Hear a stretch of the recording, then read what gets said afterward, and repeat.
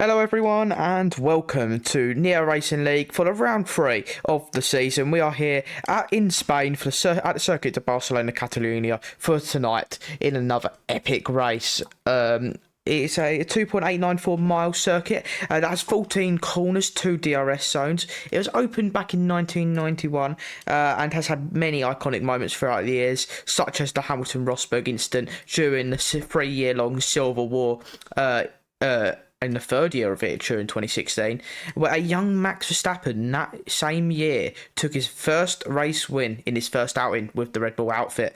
Back a few decades before that, in 1996, we also saw Michael Schumacher take his first race win for Ferrari in what would be one of the most successful partnerships in Formula One history.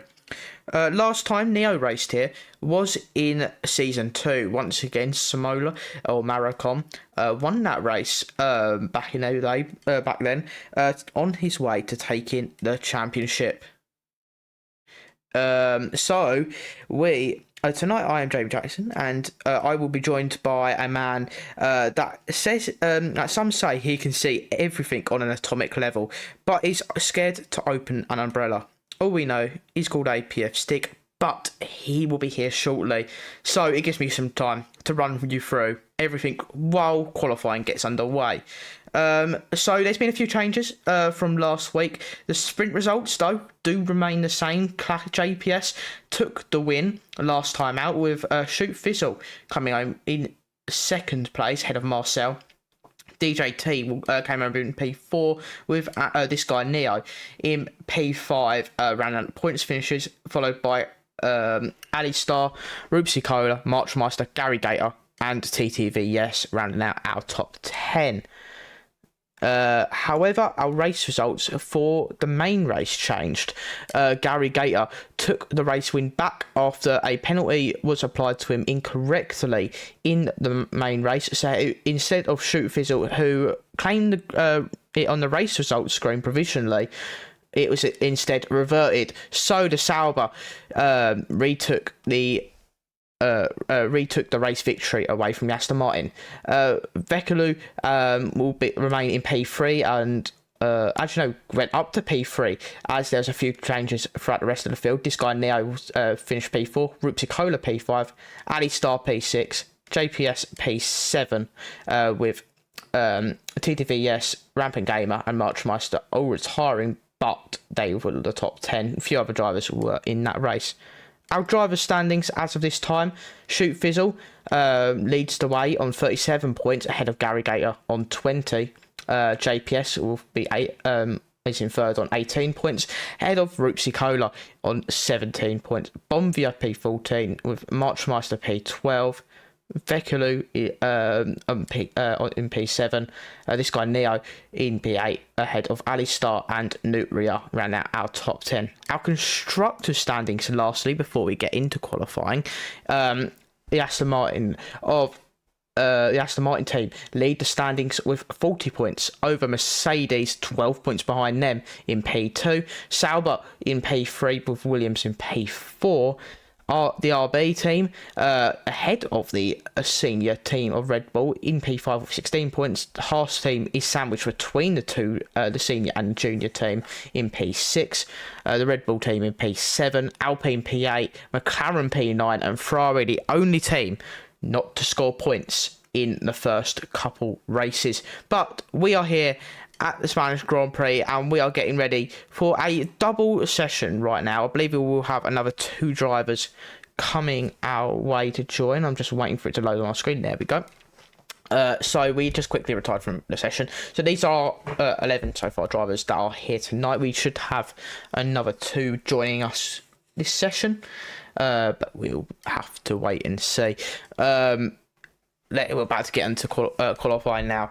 And this should be an exciting one. And actually, I did just notice as well that our championship leader, Shoot Fizzle, is not here tonight. That is a crucial thing for the championship, considering Gary Gator is our P2 man in the standings and is here, so he could gain a hell of a load of points on his championship rival and try and take away that championship lead tonight. It's a very difficult track, this circuit, though. Very long corners, very, very, a lot of mediums, low, medium, and high speed corners as well. So it's kind of it's quite difficult to get yourself away around this circuit. Meanwhile, we're getting underway. Q2, Q1, whichever way you want to call it, is starting, and we've got 11 drivers currently on the field. I'm just waiting to see if it is back. Okay, so that's okay. So everyone is getting underway now. We're just going to quickly close that back up. So Hamplap Kelly and Rupsi Cola are our first drivers out on track. We'll get ourselves some lap data up. I need to get up the track map because that would help. And we will get underway now. The Williams now moving ahead of the Aston Martin in terms of the pecking order for who will set the first laps. Vekulu has now joined the session, making our 12th person, and I have now just received information that our second commentator, our other commentator, my partner for this evening, apfstig, has arrived, and I'm so glad you missed my kind of introduction to you earlier on. So, why? What did you say? I'll get up again now because I can't remember the wording. That's not the first time you said that. Right, I said tonight I am joined by a man who some say he can see everything, even on an atomic level, but is scared to open an umbrella. All we know is called apfstig. How are you doing, my friend? I just don't open the umbrella inside. It's all right. Or upside down. Yeah, you get a bit wet. Oh, I mean, you got very scared of umbrellas because you don't want it to ruin your helmet. So yes. So yeah. So anyway, we're don't want anything ruining your helmet. Yeah, you can never let anything ruin your helmet in this. Anyway, back to the action. We've got Rupsi Cola currently on a flying lap. He's currently going through sector 2 right now. It's all about getting this warm up in now. We've got a couple drivers still waiting to join the actual session, but we will be getting the first 11 drivers on their opening couple of laps here as we go round sector 3 now. Rupsi Cola just trying to nail this right. This section had a change a couple of years ago. As you go through the penultimate corner, it used to be a chicane, but no longer. We go around the final corner a lot faster than in previous years, but up to the line, 112.6 for the Williams, 4 tenths, just over 4 tenths clear of Hamplap Kelly in the Aston Martin, as a couple more drivers start their flying laps, and this guy Neo, I believe, is currently on one. So, on that note, what are you expecting tonight, Stig, from like the drivers? Are you expecting is there much of a change of mindset? Because compared from a sprint race to a normal race now, because these guys were in tune to a sprint race last week, but now have got to go back to a normal race weekend.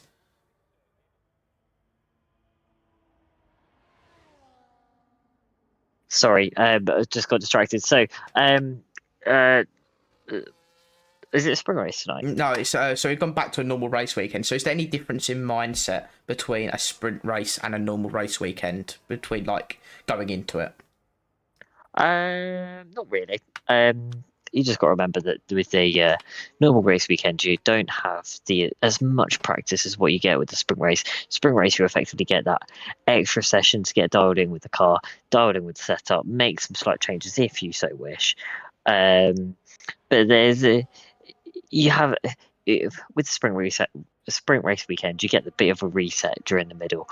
But with a main race weekend, you've got less time to prepare, but you can put more resources straight into the race, and you get focused from the get-go. If you nail it, you nail it. If you don't, you just got to sit on that back foot. Yeah, I mean, at the end of the day, a couple of drivers suffering from being on the back foot in both races, really, in both races, in the sprint and the main Grand Prix race, as well as the opening round. So they've got, if you need, especially around a track like here where it's a bit more difficult to overtake, you need to make sure that you get it hooked up here. Otherwise, you'll just really struggle. Parkster has now started a flying lap 21.8 in the first sector. He's looking to get up there with his teammate of Gary Gator, not just in this race tonight, but in terms of the championship. It's still opening doors of the championship. So we're going to go through sector 2 now. Can the Sauber find his way? He certainly won't with that sort of wide line, but he's going to continue on now. Just get a banker in. You need a banker at this stage. You need to make sure you get into Q3. You're not the one of, basically, by the time we get to the end of the session, 3 people on the back foot really early on. He's really running wide as we go through the entering sector 3, but it's a very difficult track to get right, very difficult corners to get right, because it's deceptively slower than what you'd normally expect on apex speed. Through the final corner up to the line, he does a 13.2, but that's 6 tenths off, sorry. Yeah, 6 tenths off of what our current provisional P1 man in Rupsikola has done. Yeah, we didn't see much from Parkster at the last race in Abu Dhabi. Was the last race, wasn't it? Yeah, Abu Dhabi. Yeah. Yeah, it was Abu Dhabi. Yeah, we didn't see much from Parkster, I'll be honest. So hopefully we see a little bit more this time out. But it doesn't look like an overly competitive time, so definitely going to want to get back out there. Not much action going on track at the moment, I'll be honest. But we've only got 11 drivers tonight, so... Yeah, I believe we like we saw with Beckel. I said his name. I've said that person's name a million times, and every single time has been wrong. But the Ferrari driver has been trying to get in. I wonder if they're having some sort of internet connection issues. JPS goes fastest in of the session, 1 minute 12.3, 3 tenths clear of what the Williams of Rupsikola has done. We've got the Alpine of David coming through sector 2 now as we go up towards the end of sector 3. Can the Alpine get up there and get some decent qualifying position to set him up nicely for the race going through sector 3 now? Oh, actually, I don't think he's on a lap. His ERS is completely full. Maybe he's about to start one. If that's the case, Stig, would you like to take us for a lap with David? No. Alright, okay, coming out around that final corner. So, you've thrown me in it now. Okay, I've got one of the longest straights in Formula 1 here. Longest straight from the line when it comes to the race. So, I don't think he's going to be continuing this lap. Wait, hang on, no, you carry on because my game is lagging. I can't see where he is on track. Oh, well, great, thanks. So, into turn 4 now. He goes, apparently past sector 1. Don't know how much I believe that in terms of that track map. But we continue on now as David in the Alpine goes through sector 2 as we go. As he just tries to get a decent banker in at this point. He needs something to put on the board, because with only 6.5 minutes to go, he needs a time on the ball that is somewhat representative as we head into the final part of qualifying. It's 1.4 seconds up on whatever he did in that maybe second out lap, if anything. But he just needs something that's more representative than a 15.1. He's certainly going to do that at the moment, as long as he keeps it in the track limits. Lifts off on the final corner up to the lines, keeps it in 7th though, as he goes to 13.4. A little bit more representative, but 1.1 seconds off of the Mercedes at this time. And yeah, we've got a couple drivers still yet to set a lap. Rampant Gamer, Speed Queen, Marchmeister. I believe Rampant Gamer and Marchmeister are all on lap. Speed Queen remaining in the pits. Can the Ferrari get a time on the board, and a decent one of that? Showed some pace in the last couple of races, but has not been the most lucky at times as well, and just been occasionally put up in incidents as well. So can the Rampant Gamer get himself to get himself up there? He can. 12.6 puts himself just ahead of what the Williams done of Rupsikola, and a couple tenths behind our sprint race winner of last week in JPS. Yeah, Jay's got a pretty decent time there on the board, 3 tenths clear. What we're looking for from Rampant Gamers tonight is just a bit more consistency, because consistency is absolutely key when it comes to these kind of races. Yeah, I mean, like you say, it's not even just consistency in one race; it's consistency across the whole season. We've seen Absolutely. we've seen that in our time in league racing. I'm going to say old saying this now, but we both had many a times when it's just consistency that kept us both in the game. We both like. There's been times when we weren't the quickest driver, but it didn't even matter because the quickest driver, they could be 1 second lap quicker, but they could be the most horrid of car to drive in terms of setup, and they could just end up in the wall. So you need something that you can just that's reliable and just bring you home points reliably every single race. A lot of what a lot of league races fall into the trap of is using a time trial setup for the racing, and a time trial setup in a race does not work. I don't care what anyone says, it does not work because the car is too pointy. It's too much on the edge, and you don't want that in a race car. On the race car, you want something compliant. You want something that's gonna be nice for the tires. You want something that is just very, very easy to put the power down. You don't want something that's edgy.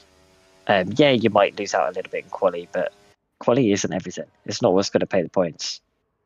Yeah, exactly. Even though it could help at the end of the day, it just doesn't make it doesn't make your race. It means you just, if you get other bad qualifying, you just need to get stuck in, because there will be incidents as well throughout the grid. So you just need to be careful, avoid a couple incidents here and there, and get some moves done. At the end of the day, you could qualify P4 and P5. You might not be the quickest driver out there in terms of quali pace, but if your consistency, your tyre management, and your race pace is there over long stints, it could absolutely make the difference. Speed Queen, currently on their flying lap, going through Sector 3 now, can the McLaren get in their debut race here, gets a decent time on all as we go around the final corner up to the line. It would be a 12.3, about a hundredth off of the Mercedes of JPS in a very, very decent lap at this time.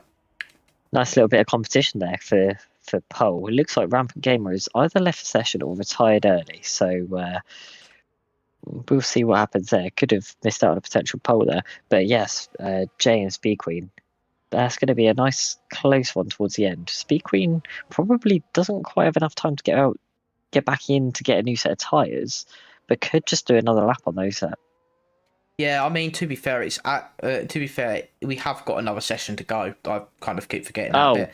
Yeah, this is I just realised we're in Q2. Yeah, I do keep forgetting that key point here is that they do when it's like when you have anything that you expect to be over this amount of drivers. We expected to have 13 tonight, but one of them's having, I believe, issues, and the other one I haven't seen the light of day of yet. But I mean, in that case, so why apart from like the 8 down, weren't the rest tired? Yeah, like. Yeah, I mean, okay. Yeah, I mean, I'm not going to, justify these people. These people might just want to get qualifying laps in and get some laps in, get a good time in, get prepped for the final runs later on. Gary Gator, another driver who has been decent in race pace, but yet in qualifying as of last week was not quite up to standard of what he would hold himself to, as he goes now fastest with 1 minute 12.1, nearly into the 1 minute 11s. Might get into it by the end of qualifying, but it's still a long way to go, as these drivers are just trying to adjust as we go, as the track just rubbers in that little bit more and little bit more as we head from this session to the next. Look at David this time, because he's actually started his lap again. Let me get him up. Hold on. There you go. So David, like you say, is on a flying lap going through turn 3. Can the Alpine get himself out of the bottom, basically last place? Because at this point, he needs to just get ahead of Parkster in order to get out of that qualifying position, get into Q3. Sorry, because otherwise he will be starting right at the back. David right now needs something decent. We saw him put it in middle of the road positions in our first couple of races. So, in our first 2 qualifying sessions. So can that Alpine do it again? It's going to be down to Parkster or David now in who goes into Q3 and he invalidates Ah, David, goes off the track, just runs a little bit wide, very easy to do. It's just so deceptive, and the amount of speed you can take into that corner, because it just tightens that slight bit and you can't like swoop around it. It is deceptively like it deceives you, and you need to take it a little bit slower. So unfortunately for him, that Alpine is the only man that's out of this session and will not be advancing to the final part of qualifying, but might not be the last driver on the grid, depending on if the other two turn up. yeah, David didn't seem overly happy with the car, to be honest. And that goes back to, having a comfortable car, having a compliant car. But just missed a few apexes, bit out of shape, and then just, understeered a little bit too wide in sector 2, start sector 3, sorry. So, yeah, easy mistake, but costly. Yeah, like you say, easy mistake. But at the end of the day, these guys are gonna get a bit. Most of these drivers for it's just a bit of practice, especially for that top like 4 or 5 group. It's just a bit more practice in order. So we kind of know have a good guess of what the rough order would be, but some people might be holding out a little bit on what their pace is. And especially heading into that final part of qualifying, you need to just do what if you're Gary Gay, you need to do what you've done again. But it's easier said than done, because it could be as simple as just going over the track limits just by a millimetre. It's such fine margins in what you need at times, especially with some drivers that are so close on pace, especially at that top end of the field. So it'll be interesting to see whether they all stay close, or by the end of this 12-minute session, or whether they just fall a bit apart due to track limits. Got a little bit of love for this guy Neo in the chat. Yeah, a little bit of love for this guy Neo. Let's give the Mercedes a little bit of love. Let's say if you're in the chat and you have anyone you're supporting, if you're watching the stream, please give you a little bit of support for the drivers. Every little bit of support helps. It's not little though, so we don't say every little helps. So That's Tesco, isn't it? It's little, don't they? They had that advert at one point, and then Asda did something like that as well at some point. So, but anyway, whatever your favourite a superstore, shopping centre, whatever you want to call it is. I'm sure Salmon will tell us. Yeah, I'm sure Salmon will come in with the most random of facts. But anyway, if you've got a little bit of support for your driver, please give them a bit of support in the chat, because they all do watch the chat, they all do watch the stream, so they all do see that support, and it does boost their confidence and boost the morale a bit, just having people who are behind them. So we'll see where they go.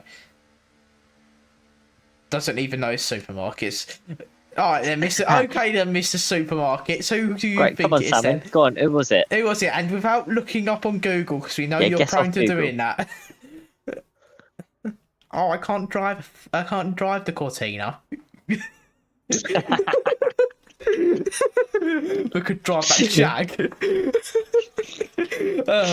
I could argue with that. We could miss out the bits where he's arguing with us as well, just to argue with himself. If anyone wants to support Salmon in the chat, go ahead. He needs it. Right. Anyway, Rampant Gamer's coming up to start his first lap of the session. So let's take it away. So, like I was saying earlier, this is the longest P1 to turn 1 apex at the start of the race. So coming all the way down that straight now. Nice turn 1 apex there. Switching it across the track to the left-hand side for turn 2. Coming around the very long-hander, fully flat turn 3 now. And at the end of sector 1, it doesn't look too bad of sector so far. It looks pretty pacey. Could have utilised a little bit more of the track there on the exit of turn 4, but no biggie. Just want to go good banking now. Again, could have used a bit more of the exit of turn 5 there. This turn 6, turn 7 chicane can be incredibly difficult, but Rampant Gamer looks like he's nailed it up pretty nicely there. There's a little bit of oversteer through the fast right-hander of turn 9 there. Coming up to turn 10, this is a reprofiled part of the track from a couple of years ago. Nice and tidy through there. But then we're missing the apex completely of turn 11 here. Now coming up to the fast sector 3, this is much wider and much more open and much better for these cars all the way through here. It's completely flat in qualifying, and that's going to be a 1:12.9. It's not too shabby of a lap for a first run, but that's not going to be the time that Rampant Game is relying on, I don't think. Yeah, absolutely. He has done better laps in this quality session alone. So we'll see whether the Ferrari just has a little bit of banker, just letting himself get into the session again once more. 12.8 from this guy. Neo puts himself fastest at this time. However, there is about to be Parkster who crosses the line with a 12.8. Handflap Kelly has retired, I believe, in the pit lane or at the final corner. We're on board with Gary Gator now. So what has happened? He's crashed into the pit divider, and that is caused Aston Martin a retirement for the session, and he will start down in P10 in very unfortunate fashion. JPS 12.2, Gary Gator 12.6. The drivers are starting to put in decent lap times now, but here comes the McLarens as they come up to the line. Speed Queen goes up to the line, goes fastest 12.1. Here comes the other McLaren of Nutria 14.2. I believe that he'll be starting another flying lap as everyone else apart from Rupsikoda, Marchmeister and Handflap Kelly have set a lap at this time. So Nutria is going to start one now, go through turn 1, 2 and 3. He needs to get a better time in there, maybe getting 2 laps of warm-up on those soft compound tyres. Maybe not happy with the single lap warm-up. Going through turn 4 now of Repsol up towards turn 5. Can the McLaren do just get up there with his teammate of Speed Queen tonight? Go down towards turn 7, which is also known as TV3. Don't know why it's called that, but here we go. Into turn 8, they're just locked up into TV3, so at the end of so it wasn't the best run. But now through turn 9, down towards Lacaxa in turn 10. I'm trying to learn some of these names. Into turn 10 and turn 11. These guys have been told to stay off that curb of turn 12 in case of issues, because there's been a couple issues arose over the last couple of weeks with that Spanish curb. Drivers have been briefed on keeping away from it. Nutria goes for P4 12.7, 6/10 off the teammate of Speed Queen, who currently sits on provisional pole. Much looks like it's starting a lap now as well, but we're going to have a restart of the session just after this Q3 session so we can get a couple of more drivers in. A little bit of an overstiff snap from the Haas there. Coming up around turn 3, keeping it well on the curb. March is definitely being quite aggressive with this lap so far. Apparently that's the fastest lap of the session. Fastest sector of the session, but we'll see how it goes. Using the track nicely through there. Bit of a lock up into turn 5. Turn 4. Coming up to, I don't know what corner we're at anymore. TV3. Oh, coming to TV3. Yeah, the very snappy name there. Turn 9, I think it is. Oh, absolutely clean through there from March. That's a nice line, nice matte throttle. Turn 10, that's a lot of curb to have there, and that's going to cause a massive oversteer snap there. That's going to cost him a load of time. Keeping off the curb, as Kalisa has just mentioned, for turn 11 and turn 12 as well. Absolutely flat out for turn 13 up to towards the finish now. And what's this going to be? It's going to be a 1:12. No, it's not. It's 1:13.3. Yeah, it's not quite the best stats for the Haas driver, but he just got a lap on the ball at the end of the day. He can go again. He's got 5 minutes left in the session. So yeah, Tesco every little helps. Okay, and we've got basically a whole entire list load from Salmon. Lidl is big on quality, little on price. Makes everything makes the everyday amazing. That's poor English. Morrison's, more reasons to shop at Morrison's. Okay, so that I mean, great, fair enough. That's something to do Morrison's more, God, but okay. Does that mean I win? Does that mean he's not coming on then? No. What quote? That means I win. Oh, I think. What do you win? What do you win? I don't know. You tell me. You're the commentator. You're the primary commentator. You win. You win a round of applause, I guess. Do I have to give it to myself? Yeah. You probably can't even hear it through my noise. No, probably not. No, you can't even hear it in yours. So great. Well, let's now we've passed that boat now on what shops do what That boat's advertising.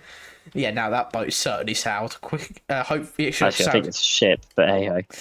it should have sounded a lot quicker than it did. But oh well. Well, if drivers came out on track, then we'd have something to talk about. Oh, my and goodness. Ripsy Cola has Ripsy. done almost exactly what Handclap Kenny done, and has crashed into the wall and is out of the session.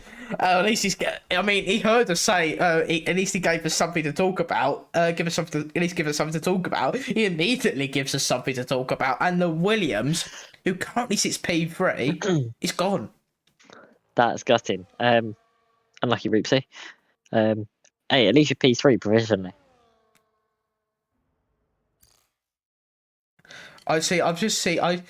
I'm looking at the chat and not in because on OBS it's in Latvian. I can't actually understand the actual. I can't actually understand what it said in brackets, so I've got to actually look it up. But oh well. So we've got Lutria, who is going to start a flying lap now as we go down the straight towards turn 1 to start probably his final lap of the session, unless he's going for a double out lap. No, he definitely isn't. As we go into turn 1 and 2, he got to get this right. He's getting a bit twitchy on the exit of turn 2 though. Go through turn 3, there's going to be an impatient there from Rampant Gamer, and that is going to most likely be some sort of quali ban or some sort of penalty for the Ferrari, because that was almost absolutely, well, that was almost 2 of them out the session there and then. Yeah, Rampant Gamer's not going to be happy with that one, because you can see he was quite clearly trying to get out of the way, but just in the wrong place at the wrong time. Unlucky there. Yeah, absolutely unlucky there. Nutria going to continue on with his lap, but he's going to have more traffic as this guy Neo is in front of him. You might want to get out of the way, Mercedes, because this is a guy on a flying lap, and this is not helping the McLaren, who's had all sorts of issues on his flying lap, going round sector 3 now, missing that turn 12 curbing through turn 13 up towards turn 14. This is absolutely detrimental. That's completely that's blocking. A definite impatient. That's less impatient. That's more basically, I don't want you to set a better lap, because I didn't even see the McLaren improve, and that has completely ruined Nutria's session. Yeah, that whole sector 3 there, that Mercedes was holding him up, so that's going to be investigated, I'm sure. Yeah, absolutely. So anyway, the other Mercedes is currently on the lap now. We currently have JPS going through sector 3. Can the sprint race winner in Abu Dhabi take pole position for the Spanish Grand Prix? He's got a bit of time to find as we go round the final corner. One final time for the Mercedes, up to the line. P1, 11.9. Can anyone top it? The provisional pole man of JPS is in prime position with that lap time. Gary Gator currently on a lap, half a second up on heading through the exit of sector 2. Now, he got to make a couple more attempts here through the final part of the lap, going through the penultimate corner, through the final corner. How much does he dare lift, if at all? Up towards the line. He doesn't. 12.2. He loses a 10th in that final sector, and the Sauber has to settle for P3 at the very least. Meanwhile, we've got Speed Queen currently on a lap, half a second up. That at the moment is enough to get the topple. The Mercedes of JPS just needs to keep it clean now. Up towards the line, through the final corner. Where does the McLaren go? And that's fast as 11.7, a 10th and a half quicker than the Mercedes, and takes pole position, I believe it will be, for the Spanish Grand Prix. I don't think anyone else is on a lap, and that is that session done. That's a great lap from Speed Queen there. 1:11.7. Great job. Yeah, those top 2 put in very good laps. Just clears everyone else in that last part of the session. JPS and Speed Queen separated by a 10th and a half. But we've now got to restart the session here. Yeah, that instant with Neo is definitely a penalty. So unfortunately, the Neo fans may have to endure a penalty for that Mercedes for impeding Nutria and Nat.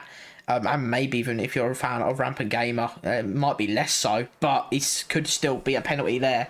And Nat is quality over. Speed Queen takes pole position ahead of JPS. Gary Gator comes home P3. Rupsicolo in P4 with Nutria in 5th. Actually, is this... no, he's not on the lap, never mind. I thought it was for a second, but never mind. Nutria in P5, and Nat is our top 5, and we just wait for the rest of the grid to come up. Am I right in thinking there's a bit of live stewarding going on here? Yeah, we tend to have... We have 2 stewards who tend to join, or one, at least one of them joins for the stewarding during the evening. So, I wonder if that's going to be a grid penalty with the restart. it could be. Is that an option? If you're I don't know. You I'm tell on the me. call with steward for tonight, and it's been reported already. Okay, it's just been reported. Okay, that's fine. So it's been reported for it'll probably be for next race. So anyway, Speed Thank you, Queen. Callum. Yeah, thank you, Callum. Speed Queen on pole, head of JPS. Gary Gator P3, Rupsicola P4, Nutria P5. This guy Neo in P6 with Parks to P7. And the grid will be reset. Well, not reset, but the lobby will be reset as we get ready for the race. In this time, we are going to take an intermission just to while everything gets sorted. We'll be back in a few minutes' time.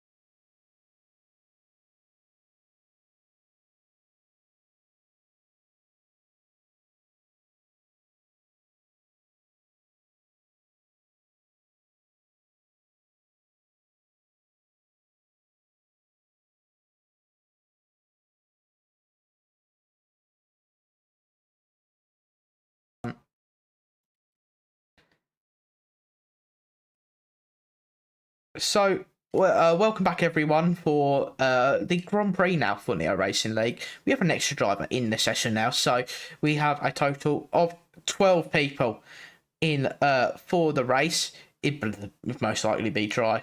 Yeah, it is dry for at least the start of the race. It might get rain later on, but probably doubt it. It is Spain after all. However, we have 33 laps. Yeah, 33 laps ready to go, and drivers who like around a track that's very, very difficult to overtake in real life. It's possible more so on the game, especially in areas where you wouldn't be able to, like turn 3, going around the outside there throughout the whole of sector 2 really. But we should be in for some exciting racing. Let's go quickly. We've got a couple minutes before we get underway. We've got a couple drivers, very split strategies here. A few medium softs and a hard runner. All have been decided. 3 soft runners of Gary Gator, Parkster in the Sauber as well, and the Red Bull of Fuckle. Hard runners of this guy Neo and David, with the rest on the medium tyres. Strategy wise, Stick, what are you thinking for this circuit? Oh, there is a big mix going on. Medium's hard. The same old strategy. That Same mode.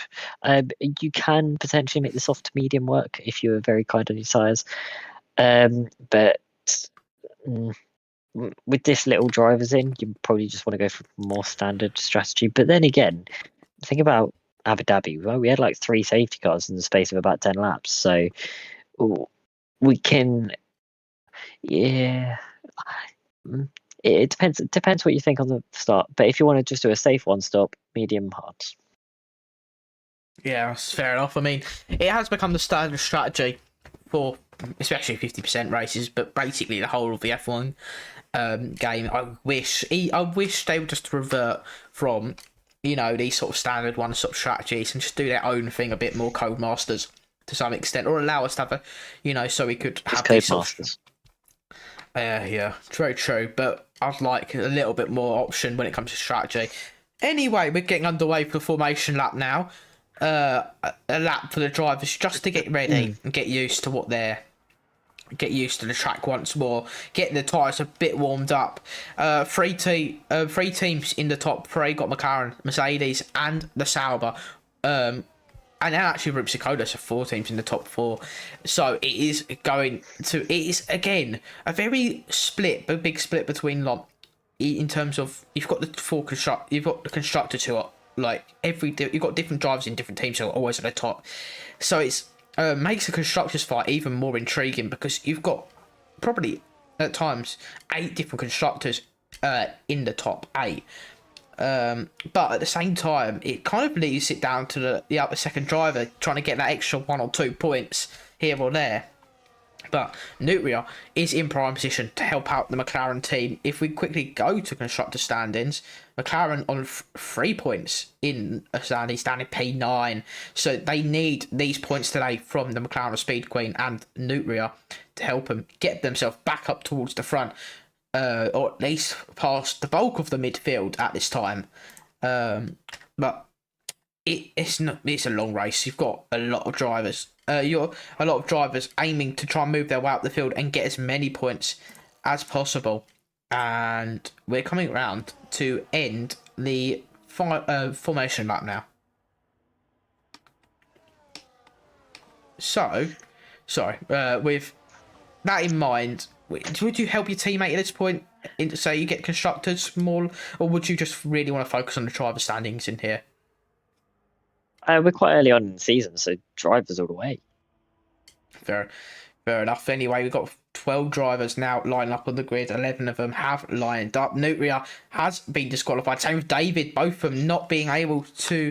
And we get a very poor camera angle as always for the start of the race. So anyway, we're going to get ready for the race to 3, 4, 5 red lights for the Neo Racing League Spanish Grand Prix for round 3. And it's lights out. And away we go. We have 0 camera angle here to see anything that goes off the line. There we go. Gary Gator into P2. Got one of the other Saubers on the grass. We go down towards turn 1. Speed Queen keeps the lead ahead of Gary Gator. JPS has dropped down to P3. Rupsi Cola into P4. Parkster puts into P5 with Nutria down to P7, dropping behind Rampant Gamer and the other Sauber. We're going to go down towards turn 4 now. We've got side-by-side action between Vuckle, who started in last place, and Nutria in the McLaren, who's dropped a couple places. Can the Red Bull on the soft panel of tyres get by? No, he cannot, but he's now coming under pressure from Marchmeister in P8. But the Haas is still side by side, but unfortunately better traction from the Red Bull means he has to sit right back behind. But a little bit of a crazy opening lap. We're going to go down towards sector 3 now. Can Gary Gator get his way by into turn 10?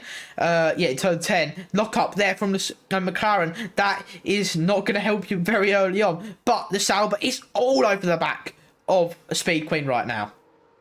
Gary using all the grip of those soft tyres right from the get-go. That's what he had. That's such a good launch off the line and was able to get past JPS and sat just within the slipstream there. Now what's going to happen? So he's got the slipstream on Speed Queen. Speed Queen has no slipstream at all. It's gaining, goes to the outside. Can he do anything under braking? It looks like he's made the move stick. He's made the move stick all the way past the apex. Speed Queen now just got to settle into that dirty air, unfortunately. But Gary Gator's not going to be able to go too far on those softs, but it depends how well he looks after them. It can be a possible one-stop on those softs, looking at around laps 13 to 14 on those softs, and a couple of laps later for the mediums to hards. But let's see what happens. Yeah, so at the end of the day, you've got a long way to go in this race, and Gary Gator on those softs, he's got to be careful. And there's other Sauber, Parkster, he's round, he's out of the session. Crash gate question mark, because safety cars deployed. I see Gary Gator's got, and now Gary Gator's got to the lead, and that is very probably not what's happened, but very, very controversial as the Sauber becomes the first retirement of the race as his teammate leads.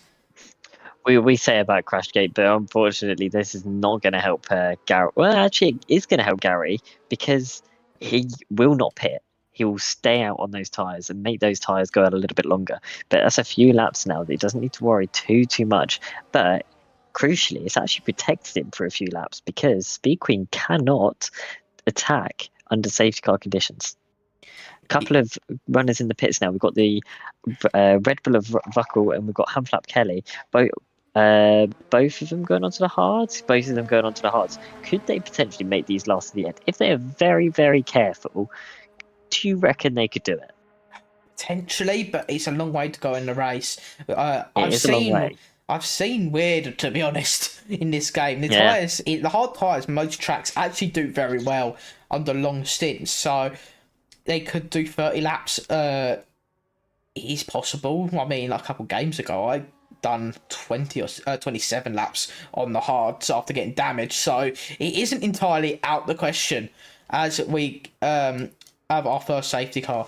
So this will actually help them in terms of getting those tyres in, because they can ease them in a little bit more, get them a little bit, get used to them as well, and just, ease them in now, because they're at the back of the grid, so therefore they can just focus on trying to take it easy, baby the tyres a bit. They don't have to push, as these drivers now be looking. Those two will basically be looking to try and get get those tyres as far into the race as possible if there's no safety car. Yeah, they are. But the only thing is with those tyres at the moment, if they try a no stop from here, because they've already completed their mandatory pit stop. We've seen it before at Spain in real world racing and in league racing before. Not necessarily on this channel, but we have seen it in other leagues where you can come up so much later with fresher tyres and get that position back. For example, Gary Gates could make a big lead right now and come into the pits, come out like 10 seconds behind these two, but he will still catch these guys. The tyre delta is massive here. Yeah, like you say, that tyre delta is going to be the crucial thing that makes or breaks this race, because at the end of the day, while the medium hard strategy is always the way to go in terms of races, the tyre delta changes a lot. So and the length of that those tyres can go certainly changes as well. So it could be that could be the determining factor for these drivers. You've got probably the safety car coming in at the end of this lap. Gary got into that lead. The safety car happened basically about half a lap later, and those softs he can now just have a couple extra laps out of them, which will probably get him close to that pit window. And Gary's actually left the session. Gary has left the session. Gaz, what's happened here, Gaz? Gary, get back in. This is not. To be fair, this could cause a little bit of chaos off the start because I don't know how to restart him online. So there. Dear. Here we go. We're going to see whether the Sauber's AI can do anything, but it's going to be very much game set and match here because Speed Queen will be trying to get by. We'll basically be able to ghost through him within the. He's going to be ghosted. So this Sauber is basically a sitting duck and potential to fall through the field. Parks to sacrifice is now all for nothing. Unlucky Gary, but even if he might be able to join back in. But we'll see how it gets on. He goes green now, but for how long? We'll now wait for Speed Queen to get by. It's just it's just going to be a moment waiting to happen. But JPS is all over the back of the McLaren as the Sauber is just going to drop like a fly as he drops through the inevitable, field. Wasn't it? Yeah, most inevitable. We can't even make anything of that bit. So now he's gone. We can now make something of this. Speed Queen leads the way. JPS P2, Rubesy Cola P3, Ramper Gamer P4, Nutria P5. As we go through Sector 2 now, can the Mercedes get back by? I believe there's a bit of contact there further down the field. But it's now... that is damage, actually. We've got damage there for Rubsy Cola. And now the Ferrari is actually sliding now. That's going to allow Nutria through around the outside of turn 9. Question mark. He does so, but there's a bit of contact mid-corner. And that's forced to McLaren. And that's caused more crashes. And it's got absolute chaos caused by the Ferrari and the McLaren's contact. And that has ended up in Nutria with full set of front wing damage. And I thought that said it was another safety car, but guess not because it's still on my screen. But that McLaren has gone from what was P5 down to P11, full front wing damage, and that is completely hampered the McLaren's race at this time. We now go on to lap 6, and that's a bit chaotic in that second half of the lap. Oh, that's absolutely devastating. That was looking like the top 4. We're going to have a really good rate. Well, even the top 5, we're going to be really close. But, a little bit of impatientness there. Yeah, unfortunately. Someone who's looking to want to have a bit of a go is JPS. Yeah. Carry on, sorry. Just looking for a slight mistake there from Speed Queen, but doesn't look like it's coming just yet, but just making sure they're known. Just 3/10 away. Yeah, he's certainly making himself known. Unfortunately, unless Gary's got back in, I'm not really much I can do because I don't have him on EA. So that's very... actually, no, he's... no, it's PS, isn't he? So I can't do anything. So Speed Queen now leads the way ahead of JPS. Rubsy Cola in P3, Ramper Gamer P4. Those two have dropped back a little bit of the way, so it's now become a two-way fight between the McLaren and the Mercedes. It looked like it in qualifying. It's now going to be a race-long battle between the two. The Mercedes DRS overtakes him by, and Speed Queen drops down to P2. JPS retakes takes the lead here for the first time this race. Rampant Gamer becomes the first driver to get a 3-second time penalty, as now Speed Queen just has to sit behind, and kind of these two can just pull away from each other. Marchmeister has moved their way up to P3 at this time, but these two can pull away and hope the other drivers continue to fight. Kind of work together here is that would benefit them the most, because whatever way they look at it, they're P1 and P2. They're basically maximising the most amount of points. If they try and just work together a little bit. I know you won't want to, it's your rival, but it will certainly help you against the rest of the field. Yeah, Speed Queen didn't seem overly fussed about JPS going past before, but the thing is, if they start battling, they're going to slow each other down, and currently they've got nearly 3 second lead over Marchmeister. Um, Talking about the little battle going on behind, we've got Marchmeister, Rampant Gamer, and Rupsicola. Rupsicola actually has damage in that Williams, so it's going to be difficult for them to try and make up any positions from here. But Marchmeister looks like they're making some good progress now. So it looks like they're dropping back a little bit from the cars ahead, but we'll see what happens come pit stops. Yeah, absolutely. So we've so at the moment we've got JPS just he's now pulled a half-second gap away from Speed Queen as Vuckle actually is making a move into turn 4. As he actually tries to make a move, I've got a poor camera angle here as we go into P8. He does go into P8 ahead of Handplap Kelly, and the Red Bull is trying to make his way back up the field. There's a bit of contact there as the Aston Martin goes into the back of Vuckle, and that is going to cause him a little bit of damage now, and that is not what you want to be if you're in the Aston Martin.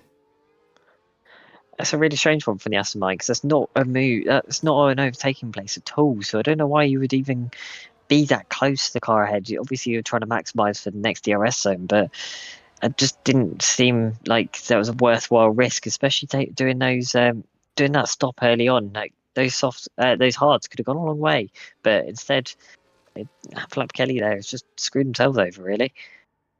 Yeah, it's really, really cost him. That's now going to drop him down to about where Nutria is. Those two just going to try and find their way back up the field. Let me just quickly send it. I'm sorry, I'm just trying to get the Aston Gary back in quickly.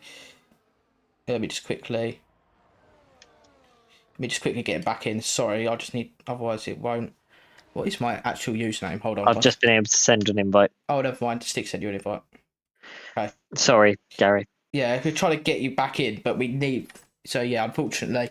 So we're gonna try. So there we go. Hopefully we can get Gary back in, but at the moment none of the drivers they're all trying to focus and try and get them way through, but there's not really much.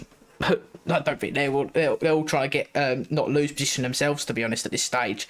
So JPS Speed Queen will continue to lead the way. And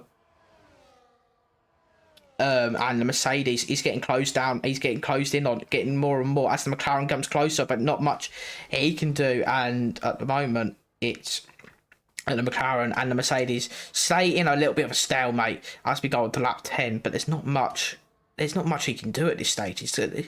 At this point, the Mercedes just has a little bit too much speed throughout the rest of the lap that Speed Queen can't really do too much about.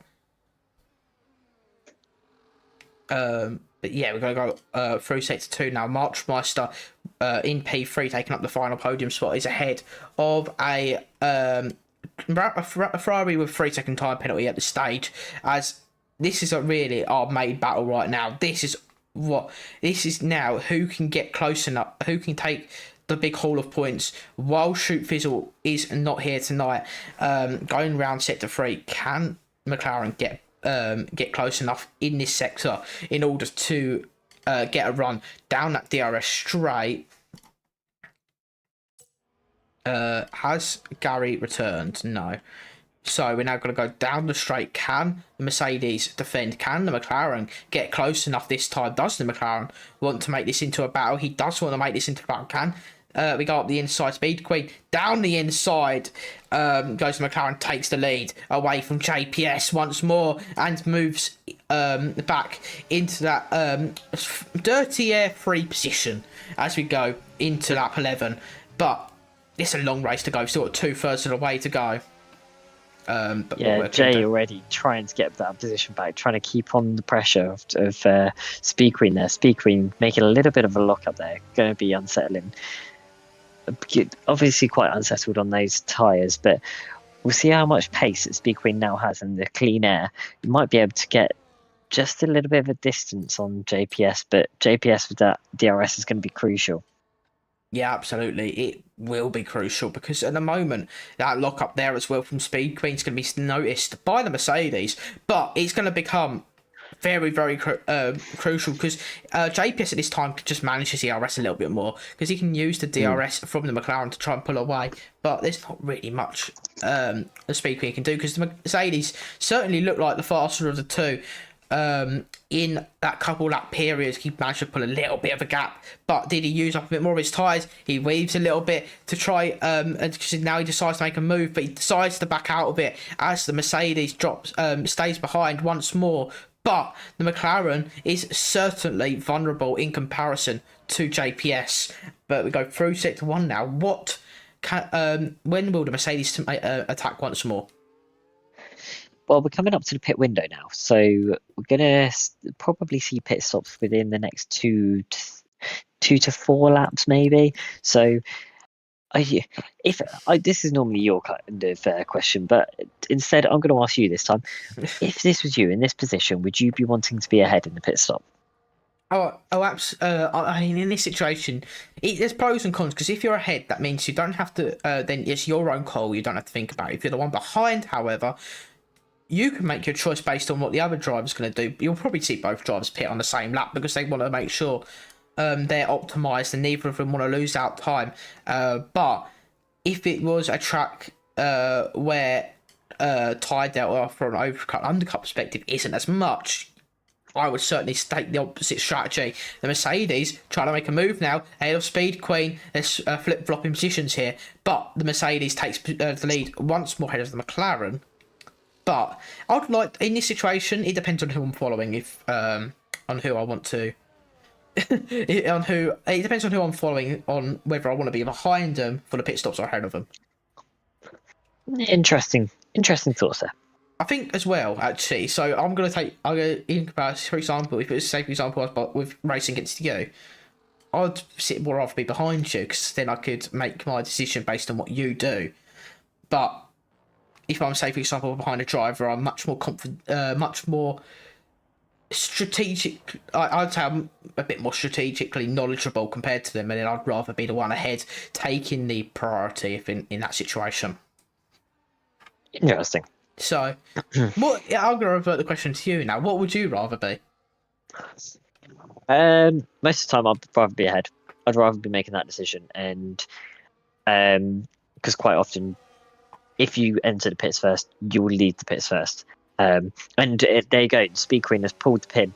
Is coming into the pits now. Was behind and decided to go for that undercut move. Probably quite a clever move there, because he'd been overtaken by JPS. Didn't want to necessarily push those tyres anymore. And there's a nice bit of clean air here. So going out on those hards again, Speed Queen will be able to make some good inroads on JPS. It could potentially get a good undercut window here. Yeah, absolutely. Because now, you just need to baby these tyres in here. You do not want to push them too hard. In terms of, because they're new and you don't want to you don't want to ruin them for later on in the race, and you don't want to overheat them either. So you need to really be careful in his first couple of corners before you get going. Gary Gator sets the fastest lap of the race. So at some point he had rejoined, but he's now coming back into this. Currently P8. Can he make himself back up into the race lead? Shoot Fizzle kind of would have wanted to, if he were watching his back, he kind of would have been happy to see that Gary Gator had some sort of connection issue. Yes, it's not the way he would have wanted to have the advantage, but because he's not here tonight, seeing his rival not gain the most amount of points at this stage could be crucial for him. JPS now would be looking to come into the pits. Yes, he does, as the Mercedes dives in once more. Where does he come out in comparison to Speed Queen? I think it could be a little bit of a feisty one on the exit. I think coming into turn one, surely that McLaren's going to be ahead. That McLaren now coming around the last corner now. If we're hopefully in a minute, we're going to get an overhead camera, so we'll be able to see where that McLaren is. Where's it going to be? The Mercedes is now coming out on track. They're going to be surely quite close to each other. Actually, Jay has had a really good in-lap there. I was not expecting there to be that kind of a gap. That's almost 8 tenths. Maybe Speed Queen's had quite dud outlap, or maybe the hard tyres. We're about to find out with JPS. See if he has a slower outlap than what he would have compared to Speed Queen. But maybe maybe Speed Queen just didn't get the outlap they wanted. Maybe made a couple of mistakes, not being used to those tyres, which are brand new and given probably a bit different sort of grip compared to what those mediums done. But JPS nearly a second gap now, as that Mercedes looks really, really quick. As we go round down towards the end of sector 3, 9/10 gap, he could pull out a 1 second window here. So far this season, JPS has really shown themselves to be a really strong driver, and so far he's doing the same. But right now, he's still Speed Queen was within that DRS window, keeping them in the race. But if JPS carries on, he could potentially break it, like you say. Yeah, absolutely. As now, however, it looks like that one chance he may have had has gone, because Speed Queen DRS 6/10 gain. As we go down through turn 1, 2, and 3, it looks like we're back to what we were seeing in basically the first half of the race, where these two just DRSing off each other, but they have quite the substantial lead over their rivals. Yes, Marchmeister Vuckel and this guy Neo have not pitted yet.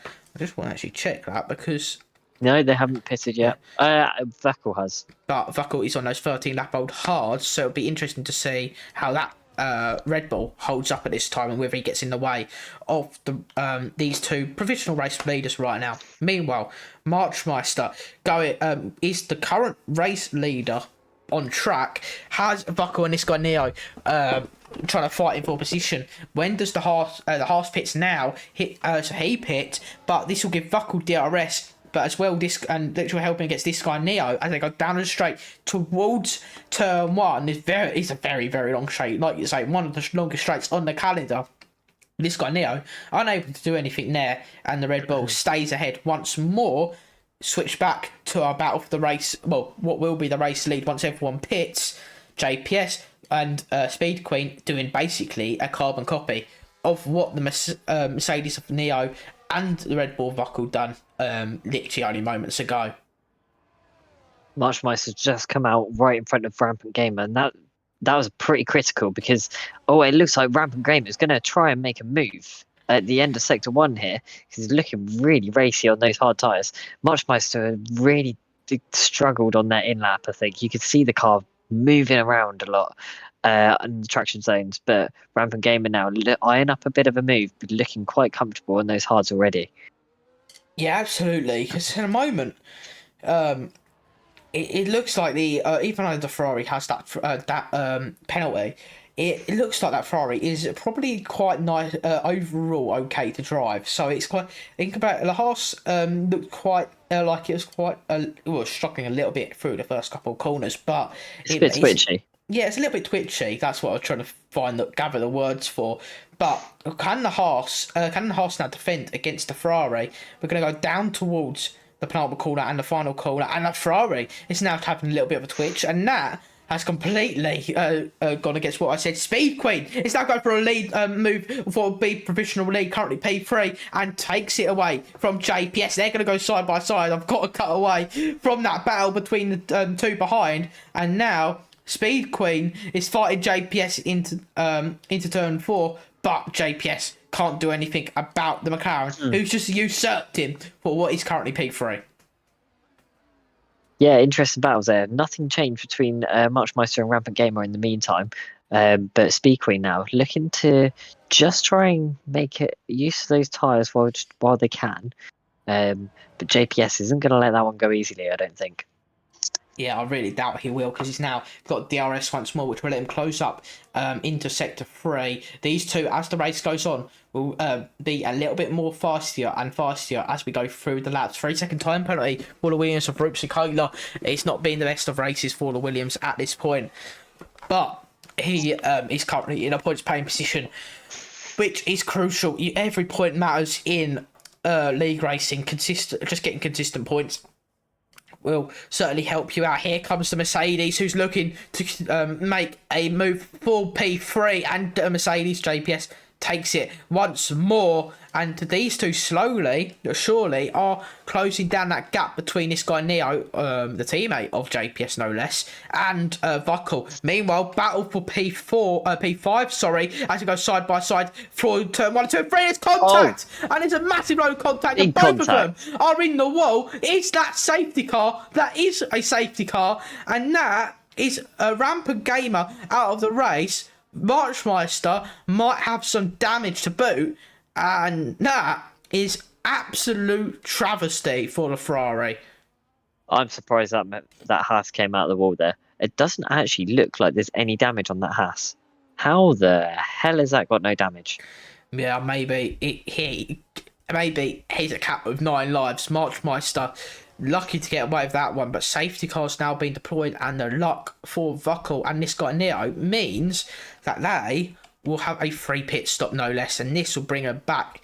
Maybe not race lead, but 2 P3 and P4 ahead of sure. Gary Gator, and this actually helps Gary Gator, who had those connection issues at the end of the first safety car, and is now right back in this at this stage. Yeah, it's definitely going to be P3 for Vuckle, but I was literally just about to say, this guy Neo has not pitted yet, but this has played right into their hands now. Yeah, especially now that they're on the medium compound of tyres. Gary Gator has also made his way into the pit lane, and now they're on the mediums, the faster of the two compounds. Will that help them in terms of pace against the top two, who have been on their tyres for a 5 and 6 laps respectively? Nutria has retired, I believe, has gotten into the pit entry. Yeah, got into the pit entry, and that is another retirement at the pit entry, which has really caused a lot of drivers issues at this stage. What is it with these guys in crashing into the pit wall? We had about 2 or 3 drivers doing it in Abu Dhabi. We've got one driver doing it here in quali, another driver doing it in the race. Is this just, I don't know, is it a tradition? I believe it's there's a bump that he's not supposed to be there. Right, okay. On the game, and Cody's refused to fix it because it's been there for about 2-3 games now.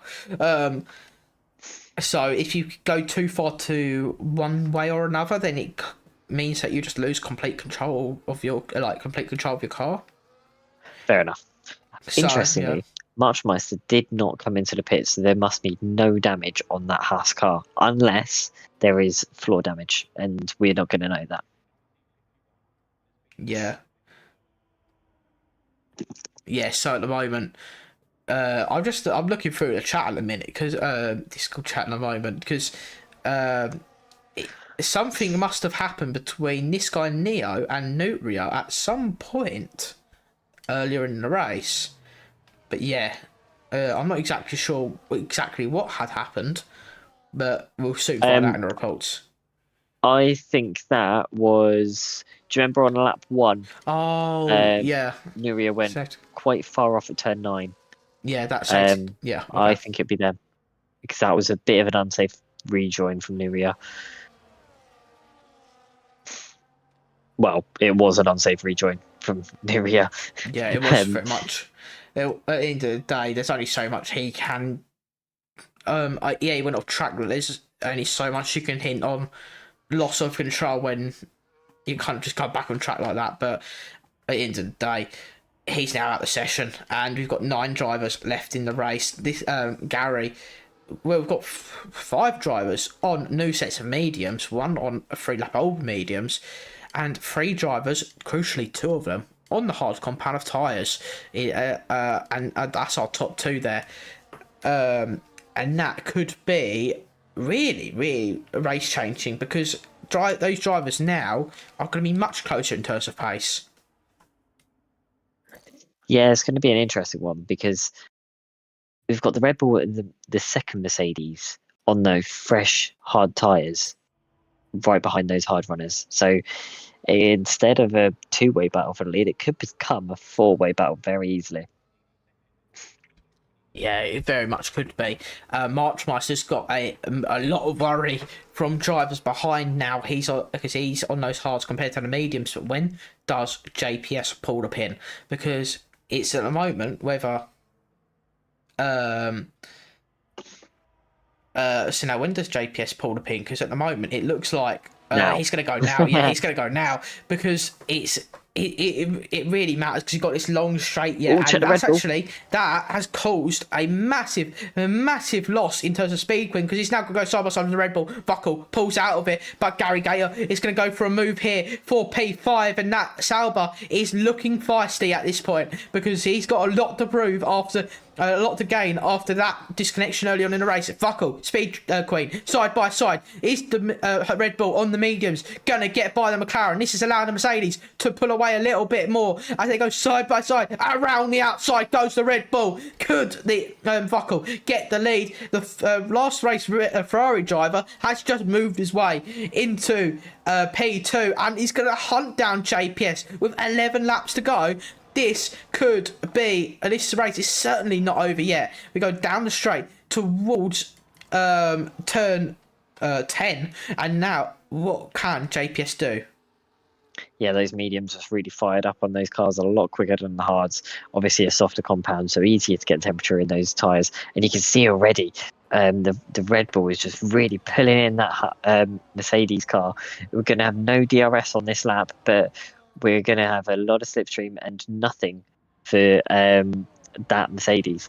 DRS will be enabled the next time round, but there's nothing just yet. But you can see that time coming down ever so slightly, but nothing just yet. But let's wait and see what happens next time round. Yeah, I mean, at the moment, it's just going to keep coming down and keep coming more of an issue for JPS. These drivers, while the mediums will wear faster, and those hards are already fairly worn in terms of distance. Yes, they were going to go to the end of those tyres anyway, but the mediums look like they will be absolutely fine to go to the end, and with not enough pace drop off, that the hards will be able to come back into this in terms of pace. The Red Bull going through turn 9 now. Can he get close enough to the Mercedes, who's actually got a bit more of a gap in comparison to the gap between the Red Bull and the McLaren of Speed Queen? Can Buckle get anywhere? Can Buckle get close enough at this point? We've got to go through turn 13 through 14. He's only a quarter of a second away. That Red Bull looking and sniffing and hunting for that first race win of his as we go down the straight towards turn 1. He picks the outside line. JPS gave him the choice, but it's not even into the breaking point. He makes the move stick. As now we're going to see Gary Gator and Ropsy Cola go side by side. Gary Gator tries to push him out. However, the Williams gets onto the grass, and there's a bit of contact there. And Gary will drop out of the points. And lucky for him, he hasn't ended up in the ball, but he does have damage now, and it's down into P9. That is very unfortunate for the Sauber driver, who at the moment wanted as many points as possible. As we were going. Whoa. On to lap 20. What a horrible, yeah, we're on to lap 24. And what are you going to say? what a horrible race for the machine there. It's just a constant. There's been disconnections, been time off track. Gary, it's not been your day, has it? Yeah, Gary, unfortunately, the mystery machine, not had a great race in any way, shape or form, with Parkster retiring on lap earlier in the race, and despite Gary having a good start, it is just all gone downhill from here. The Red Bull Buckle will now lead the way onto lap 25. He will have to defend though, as the Mercedes of JPS gets closer and closer down towards turn 1, and JPS takes the lead once more. Speed Queen not able to do too much about the two in front because of the just not getting close enough at this time. So now we go through turn 3, 4-way fight at this time, and these Ford and two of them, Mercedes, are on for a very good points playing position if it remains like this. They go through to 4, and the McLaren has to be mindful of this guy Neo, who's on much fresher and softer compound of tyres compared to them, and it could really go sour for the McLaren and the Mercedes. One thing I have noticed about JPS, they've got so much speed on that long DRS straight, on the start finish straight. Making the overtakes so much quicker than anyone else. It must be running so low wings on that thing and so little drag. But it'd be interesting to see if this guy Neo can just eke out a little bit more performance to get past Speed Queen. Because if they can, that's a guaranteed podium, I feel like. Yeah, it could absolutely be a a guaranteed podium. So here we go.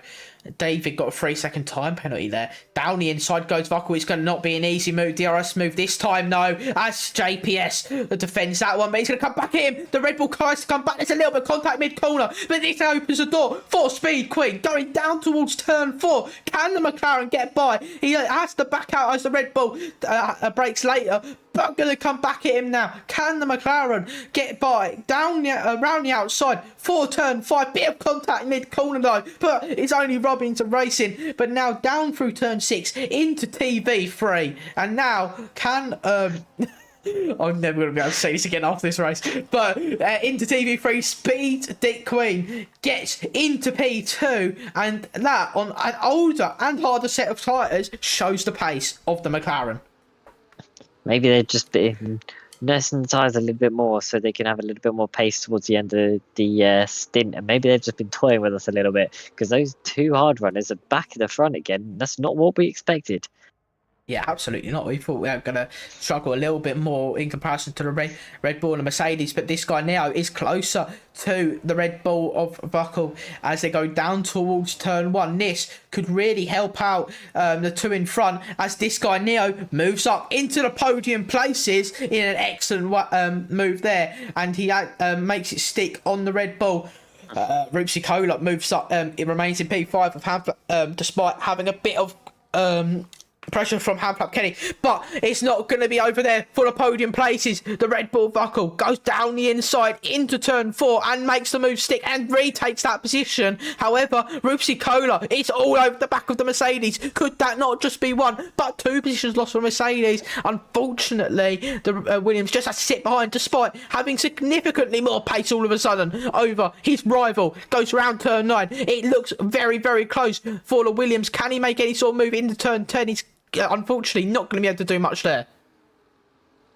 Yeah, not really able to do much around this part of the track. Really, you want to wait for that DRS zone in sector 1, but let's have a look and see what happens this time around. Can Speed Queen get any closer to JPS? Yeah, absolutely, because at the moment he's got the also he's got the Red Bull behind him, who's quite close to him, but the McLaren gonna have the DRS, gonna have the speed, and he's gonna make the move stick maybe as the Mercedes tries to defend, but there's not really much he can do under braking. So now at the moment JPS loses the position heading on to lap 28, but he's got to make sure he's careful of the Red Bull behind him, who's is on those medium compound tyres, but they will begin to fade within the next few laps or so. So this is crucial for these two if they want to stay. If they keep ahead, this will help them. Help them in the long run as tyre life kind of starts to the tyre difference starts to really get closer and closer in terms of lap time. Round turn 9 now to and down the DRS straight. There's not much they're going to be able to do here into turn 10, but these guys are really, really close going through here. Now there's a bit of contact there between Amprap Kelly and Rupsi Kola, and that is unfortunately set them back by a couple temps still within DRS though, both, and now they can at least keep up with the drivers in front. But it's quite spread out at this point between the top 4, and none of them, unless JPS makes a move. JPS decides to go. He's going for a move. Forget what I said. The Mercedes retakes the lead as we go on to lap 29. We've got 5 laps to go now, and you're going to start seeing drivers start to get a bit more strategic with how they're using that DRS and also that ERS. It's going to be a case of whoever has that, whoever's in P2 on the start of lap 33, that could be quite a crucial position to be in. Yeah, absolutely, because at the moment over the dying laps coming in, you've got and it not being the most easy of tracks as well to overtake, it's becoming more and more it'll become more and more difficult for the drivers as well behind trying to make moves. Rupsikola with that 3 second at the moment might have to just deal with P5, but he needs to try and get a 3 second gap to Gary Gator, he's currently P7. And well, P6, P7, he's looking to fight the battle David, which will help Rupsikola in his quest. There's a bit of contact there as the Alpine and the Sauber go and make contact, and David goes off the track. I believe he's still running though. Unfortunately for him, that will run him out of contention against Marchmeister in terms of with them both having penalties. But that was a very unfortunate incident there for both drivers. So we've got this top 5 group now that's incredibly close together. It's going to be incredibly difficult for Rupsikola to make any kind of positions now because they're right at the back of the DRS train. Unless they can try and force a mistake from this guy Neo or even Vuckel in the Red Bull. How would you be running if you were running as Rupsikola right now? You'll just be trying to make the drivers in front make errors. You deal with them one at a time, really. You need to try and make sure, because you know you're not going to get by in a DRS zone when you're in a DRS train like this. So you need to try and get as close to them in the corners. Maybe wait until a point when the drivers in front have burnt a bit more ERS than you, and then try and make the move while they're trying to recharge. However, it is very difficult at this point. You just need to keep trying to put the drivers in front under pressure and take them on one by one. But with that 3 second time penalty, it is not going to be an easy task. Not at all. But here we go. Back onto the main straight again. We've got the McLaren of Speed Queen coming up again against JPS. Go looking towards the inside, not taking the move. See, this feels very strategic to me. It feels like just waiting for that key lap of lap 33. Yeah, obviously, really, at the moment, you just want to save your battery. You don't want to waste it too early. We've had battles in the past where it's just been, you've wasted your battery a little bit too early. Hanflap Kelly, fastest lap of the race. That extra point will certainly be crucial for the Aston Martin team, who lead the constructor standings, not earning many points this race. However, it is certainly crucial points as they tally up throughout the season. JPS leads the way with 2.5 laps to go. Can the Mercedes hold on? Because that McLaren is right on his gearbox going round turn 10 now into turn. Oh, sorry, that is turn. Yeah, it's turn 10, turn 11, turn 12. It is now just. He's only a couple temps. These drivers are starting to get on aging tyres, both the hards and the mediums, beginning to degrade. So that pace difference has certainly gone out the window. It's just now who can manage the traction correctly. Down a straight once more. Here comes Vuckel. Down the inside, going to go almost 3 wide into the first corner. And now Red Bull almost made a move on both drivers. But unfortunately, it was squeezed too much to the inside. And unfortunately, the average... unfortunately, his average speed was significantly lowered as Speed Queen remained in P2 with 2 laps to go. That is, this is literally like make or break now for the Red Bull. One team that is making up a lot of points today is the Mercedes team. This is a great showing from them today. The car in P1 and currently P4. Yeah, the Mercedes are doing an excellent job so far this weekend. Both of them scoring very, very solid points.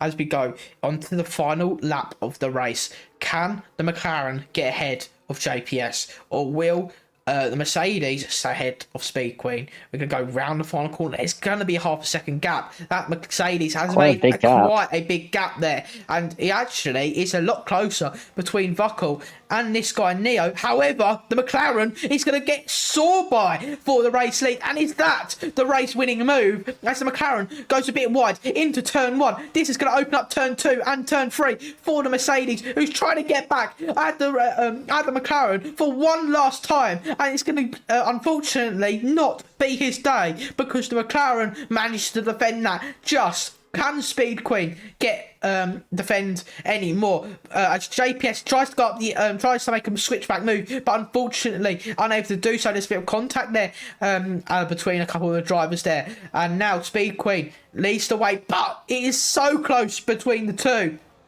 As we go round turn 9, one final time, can the McLaren defend the Mercedes to the outside to try and make a move? Out swoops around the outside, bit of contact there, and that might cause Speed Queen to lose P2. It does so, and Vuckel makes his way into P2, and McLaren drops down to P3, potentially P4, as this guy now all over the back of the McLaren. This will be JPS taking race victory in round 3, ahead of Vuckel, ahead of Speed Queen, ahead of this guy Neo. Ripsicola in P5. Gary Gale comes home P6 on penalties. Marchmeister P7 with David and Handflap Kelly in P8 and P9. But they are both battling for the fastest lap of the race as we go round that final corner.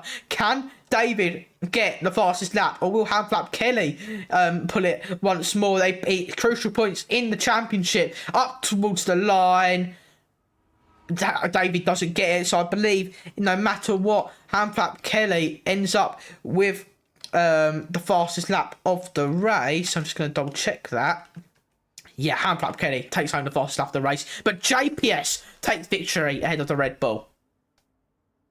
That's a very aggressive move from JPS, and quite possibly one the stewards might have a look at afterwards, because that, not entirely sure if racing room was had there, but that is for the stewards to decide later on. Yeah, absolutely. We're going to see if we can get a couple drivers in for interviews. We're going to try and do a couple drivers this evening. Let me try and get JPS in first. Do you want to do an interview? Let's see. Speak when. Let me ask a couple drivers. It was our top 5 actually, out to help. Buckle Speak Queen. Let's try and get a couple. Do we want to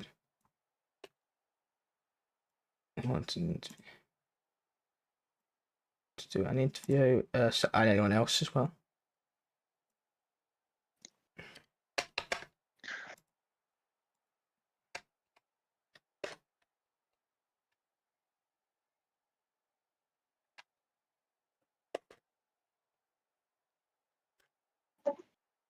So yeah, we're just going to try and get a couple drivers in for interviews now. But JPS takes race victory. From the race.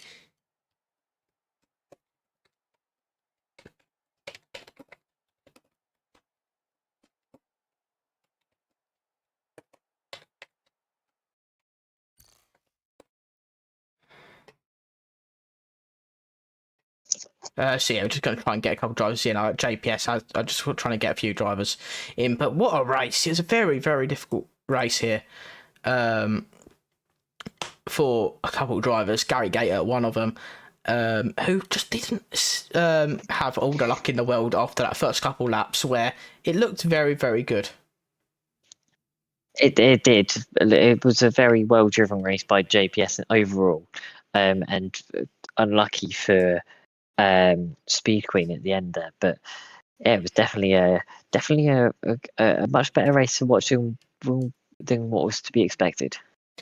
Yeah, some of them had amazing pace as well, which really did help. But let's just see if anyone else was. We're just going to get a couple drivers. We're just going to see if we can get anyone in. If not, we'll see if Marchmeister wants an interview. The owner of the league. I can interview. Just join Mercedes Discord. JPS says he can interview. Join Merc Discord when you're ready.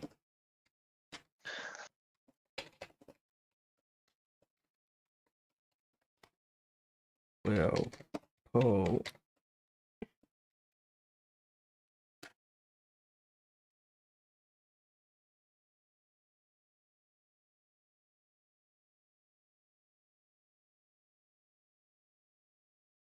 So let's see if we can get anyone on in apart. I don't know if anyone else is interested. We'll see if we get.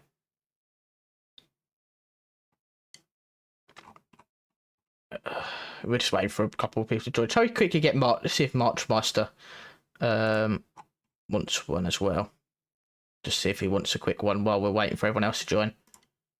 I think Marchmeister's probably listening. So if Marchmeister is listening, just jump in the voice channel. Yeah, March, if you wanna join and we'll have a quick one while we wait for a couple of the others to join, if you're listening, you feel free to do so. We can ask you a couple of questions, see how your race went.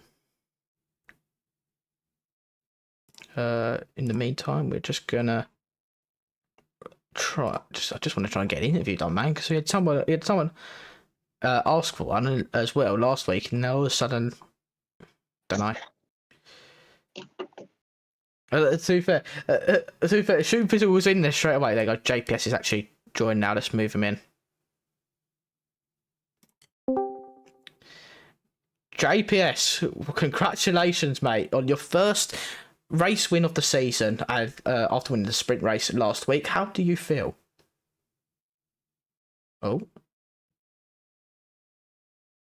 Let's see if he's... Oh, he's muted, that's why. We lost him? He's muted, that's why. No, he's muted. Okay, give him a sec. So while we wait for him quickly, we're just going to quickly... so with that as well, the standings are going to be significantly close. So Shoot Fizzle's gap will be about... Actually, Shoot Fizzle and Jay will be on the same number of points, I believe, if the race results stay like this. That is very close. Interesting. That is very close, as I believe Gary Gator will get a fair bit closer as well. The whole field just closes up as well in that stage. So while we wait for Jay to unmute, we'll just wait for a minute. No? Hey. Hold on one sec. Might be having some technical difficulties. We'll just wait. I'll just say it anyway.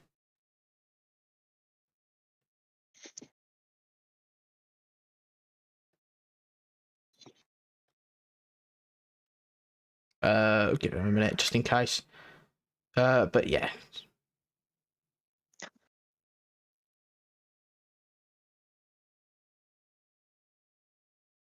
Okay. Maybe it's something that we introduce for the next race. In this case of if someone joins their voice channel straight away if they are in the top 3. Yeah, it would be. Let's see if we can. I'm going to say this now. Okay, I'll pull you into. You might need to unmute. Jay, if you can hear me, if you unmute your mic as well, if you're ready to talk. There you go. Yes, ready. I'm here. Hello. Congratulations on your race win, and after winning the sprint race last time out, how do you feel taking your first race win of the season? It definitely feels good. I felt very confident going into this race, but I wasn't expecting Speed Queen to be as fast as she is. What a battle. My heart rate is insane at the moment. Yeah, it's absolutely seemed like an excellent battle.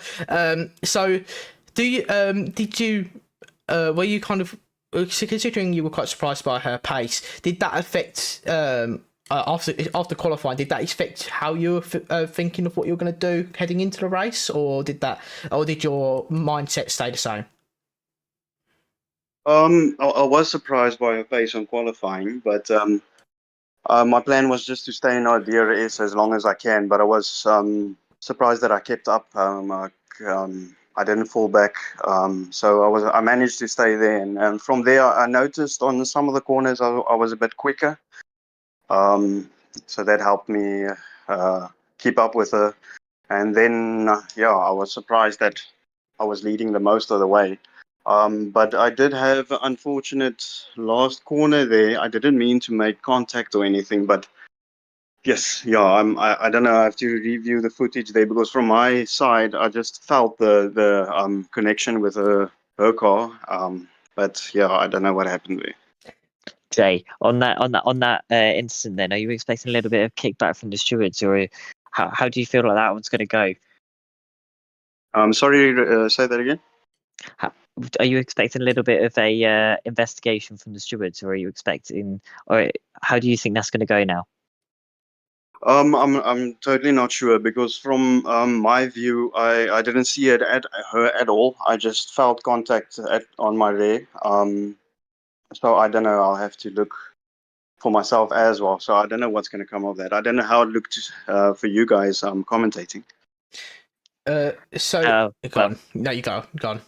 it is. It looks a little bit sharp, a little bit aggressive, but we'll take the drama, or we'll report it as it comes. But we'll take the racing. That's what we're here for. Yeah, I think as well. It's like it after a race long battle, where it gets more and more intense as well. You did you at one point, so after the pit stop period, you were nearly a second ahead. Did you feel you had the pace to pull that 1 second margin, or was it that Speed Queen had the overall pace once the hearts were up to temperature?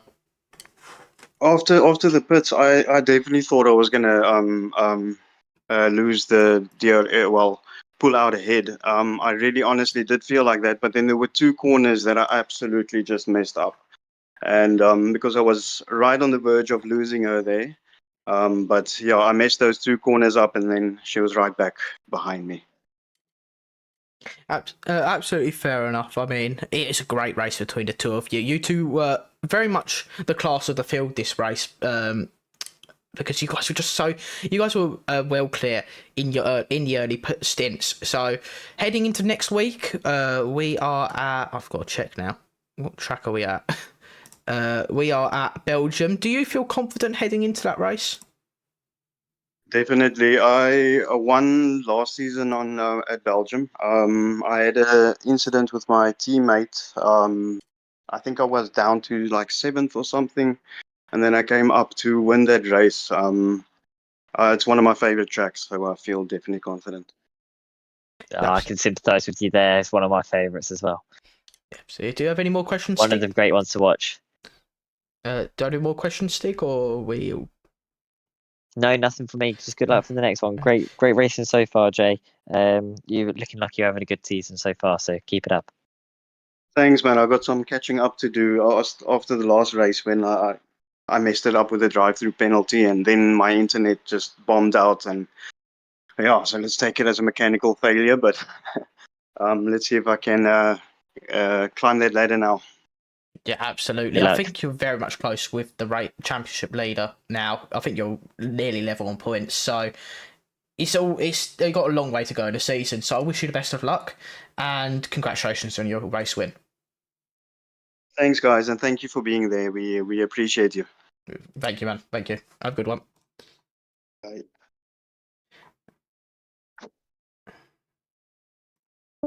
So I'm just going to see if I can get someone else in. I might ask March if he wants to quickly pop in for an interview. Just quickly. He's already in his channel. I think he's just waiting. Okay, I'll just pop him in there, see if he wants to say hello.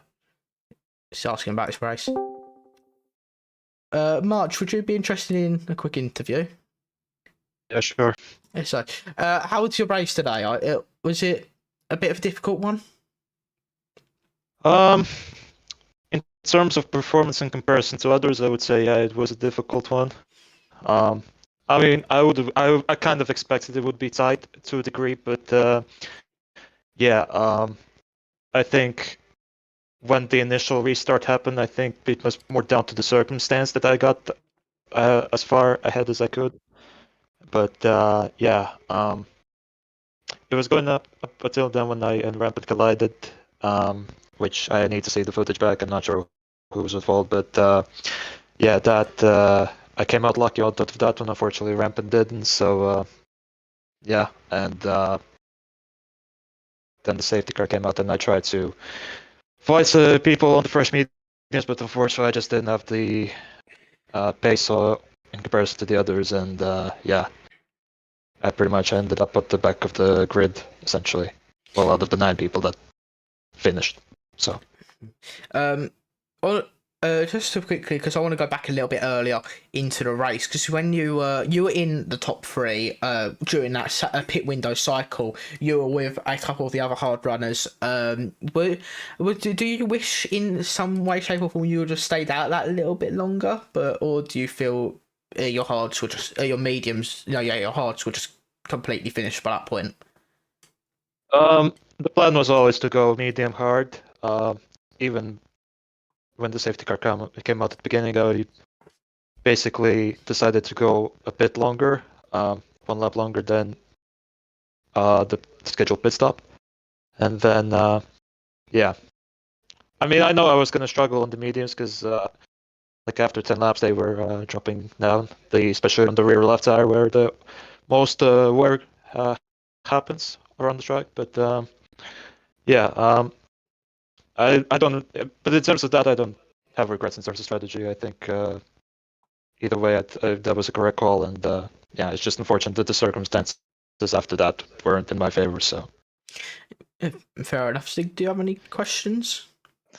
I think Kalisto described you at one point as being a cat with 9 lives, March. Do you agree with that after that race?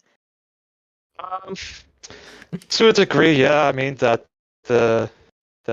incident with Rampart, I just about avoided the vault there. I'm not sure if I dragged Rampant into the wall with my car, but yeah, I just as soon as I felt the hit, I just tried to counter steer to the point where I can, get back on the track as quick as possible. And yeah, it's unfortunate, but sometimes it's racing, and we'll see what happens if the incident gets reported to the stewards, and what the stewards will decide if it gets reported. Yeah, definitely a lucky one to stay out of that wall, but it was an unfortunate race for you today because I think you could have been a little bit higher up, but keep it up and on to the next one for the season, eh? Yep, exactly. One final So long question. season. Sorry, one final question from me. Heading into Spa, confident? Kind of. Belgium is not the strongest. I don't necessarily do badly here, but at the same time, I'm not exactly the front runner around here usually. So I think it's going to be a bit of a interesting one to find out in terms of where I will end up. But yeah, I will make sure to train and hopefully be more towards the front than towards the back. So absolutely fair enough. So thank you. Good luck for next week. Thank you for your time. I'm going to end the stream there. Thank you, Stig, once more for joining me in Murray's office, and we will see you next time for Belgium. Goodbye, all. See you later.